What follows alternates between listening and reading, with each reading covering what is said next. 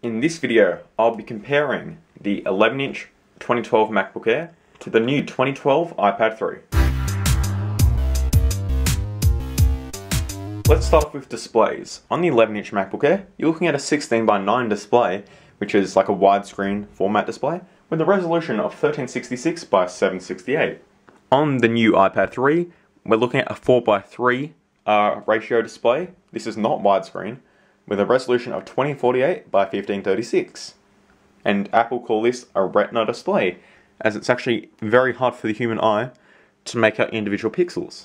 Now the iPad screen looks much better for reading text, for example, but when you're watching movies, it's actually really good on the MacBook Air because it has that widescreen display and you don't get big black bars when watching videos.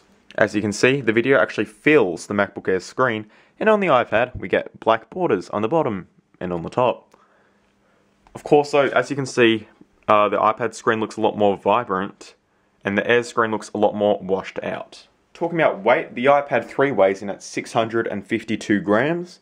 It's quite light, well, lighter than the MacBook Air anyway, but keep in mind that you're going to be pretty much holding the iPad in most cases, whereas this will be on your lap. The MacBook Air will be on your lap.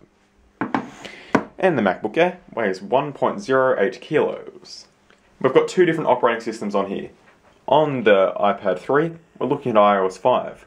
And on the MacBook Air 11-inch, we're looking at macOS 10 10.7 Lion. Now I would say that the MacBook Air is definitely much better for productivity and video editing and all that sort of stuff, for example, than the iPad, as you just have a lot more sort of options. You can have multiple windows open at the same time, whereas on the iPad you can't do this sort of stuff. However, you can of course video edit and photo edit on the iPad with iMovie and iPhoto, but it just seems a little more limited than stuff you can do on a desktop operating system. But I actually don't mind editing videos on the new iPad. I find it quite nice. So it really depends like what you like, but I definitely prefer video editing on the MacBook Air. Talking about battery life, we're looking at around 4 to 5 hours of battery life on the 11-inch MacBook Air, and easily around 10 hours of battery life on the iPad 3. So the battery life is just so much better on the iPad. I can keep my iPad on for days, whereas I have to charge my MacBook Air pretty much every single day. Talking about price, the iPad retails for 539 Australian dollars, but you can buy it at Big W, I believe, for $500.